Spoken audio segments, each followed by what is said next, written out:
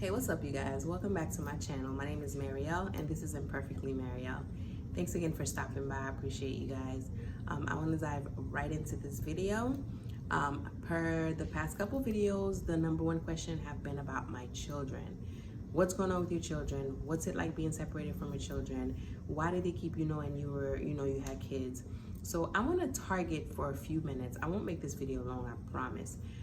What it was like for me and my kids. So I'll talk about each one individually because it affected each one of them individually and differently. Again, going back to the day it happened, when they picked me up, my youngest didn't have any idea, had no clue what was happening. When they had the lady that picked up my vitamins and asked me if I was pregnant, she had asked me if I needed to take any of my medication with me. I didn't realize this until weeks later, but my baby was still in the house. And when the lady said, do you need to take your vitamins with you? I didn't know she was gonna lead up to the fact that they were prenatals and that if I was pregnant, I'd get to, get out. She had asked that and my son heard it and he was, paying attention, taking notes as 6-year-olds do. And the lady was like, are you sure you don't need to take any of your vitamins with you? I was like, no, they're vitamins. I'm thinking I'm coming home, I don't need them. And fast forward a couple weeks, someone came to the house and was like, where's your mommy? Where's your mommy? And I was told that he told them, I think she's at the doctor's. And when they were like, she's at the doctor's, like, yeah, because the lady picked up her medicine and said, you need to take your medicine. And so she didn't want to take her medicine. So I think she went to the doctor. These people took her to the doctor. So that was his first understanding at 6 years old that what was going on.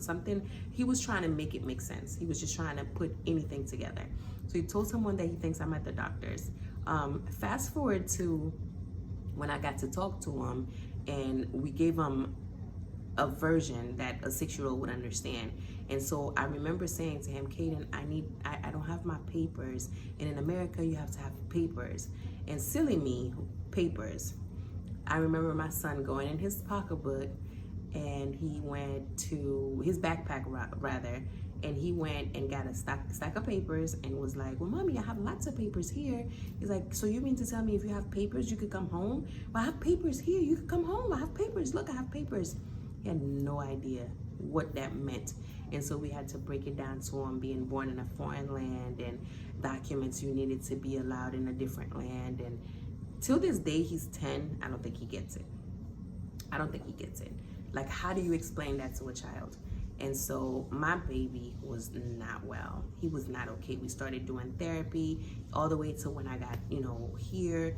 We would do like virtual therapy because they suggested that he saw someone because he was just not doing well. He started wetting the bed. He'll probably kill me for sharing this, but he was just not doing okay. And so psychologically. So he just wanted to, he didn't understand why we spent about 2 years via phone because there was about 10 months of detention and then the pandemic hit. So there was a stretch between me and my children. So he wasn't well and he was just trying to understand why I couldn't come home, just come home. And so the baby was just not okay. Now, my oldest, I feel that my oldest got hit the hardest because he went through and is still going through stages of anger, stages of just not understanding because he just does not get it. Remember, I didn't tell him. So he went from thinking everything was sweet one day to my mother not being home. My son graduated high school and I'll never forget this day. I remember going to court. My court date, one of my many, was the day before he graduated. And I remember hearing the prosecutor and the lawyer talking about, the prosecutor had like a 4-year-old who was graduating, a 4th grader who was going into the 5th grade, or 5th grader who was going into the 6th grade. Mini milestone.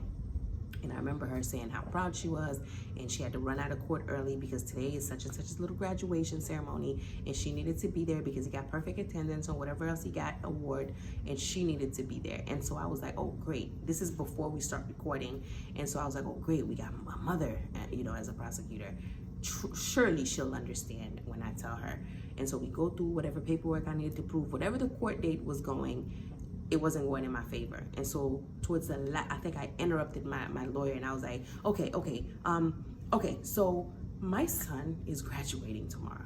I was like, Your Honor, Miss Prosecutor, like, my son is graduating high school tomorrow.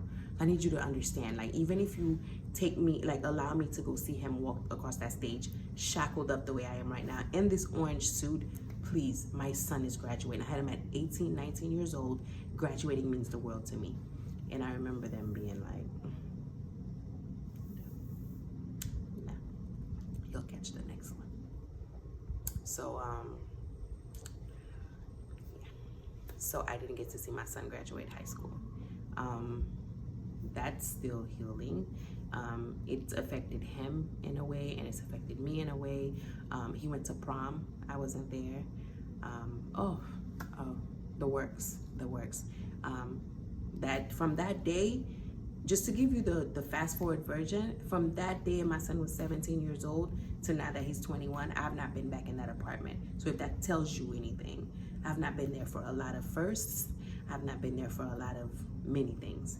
And so when people want to know how it affects me, I actually have a clip that I want to insert. And typically I'm one of those people that are like, it'll be a cold day in hell before I get on camera and cry. Well, this particular day, it was one of many. And what I want people to know, because people say, how is it being separated from your children? And I want to share this video because I think it will give you guys an idea. So take a look. I'm sitting in my car thinking about my son. Thinking about how my son is not part of my daily routine. My sons.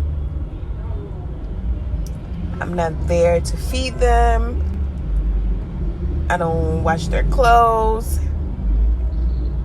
I don't clean for them. I don't cook for them. I am not part of their daily routine. I am in one country. They are in another country. This is random. This is sporadic. This is how it happens. When people want to know, how do you deal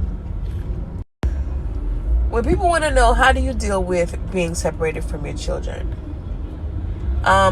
Most days are good. Most days are okay.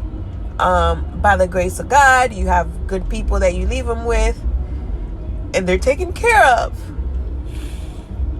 And then you have moments like this, when you sit in a car in a random place where you have to pull over because you can't even see the road between your tears.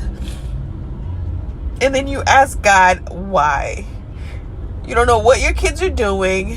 You don't know if they ate today, what they had for dinner, whether or not they have clean underwear. You don't know all the things that you were doing as a mother. You no longer know. These things are out of your hands. So if ever people want to know what it's like to be separated from your kids, this is a moment of that. So that was a moment in time. As you can see, like I said in the video, most days are okay. Most days, you know that they're all right. You talk to them. They're in a new routine. But there are days where it hits you like a ton of bricks, where you're like what? Like, especially if you're a hands-on mother, if you're a mother who's been there. And me and my son have been like this since I was 8, since I've had him. And so being away from him, being apart from him, and not being in his daily routine and in his daily life is just surreal. And it's still not something that time, gets you used to. So it is absolutely heartbreaking. It is difficult. It is tough. But by the grace of God, I'm able to see them. They are American citizens, so they've come down to see me. We've spent time together. At one point, my baby was living here with me. He had come down, and he did the virtual school. That was one of the blessings of the pandemic. They offered virtual schooling, so he was able to do that. But now we're going through where virtual schooling is off the table because the pandemic is lifted and there's really no reason everybody can go back to school. And so we're dealing with the fact that now he has to go back to school, which means he has to go back to America, and which is fine because I still have family there, but I want my child with me.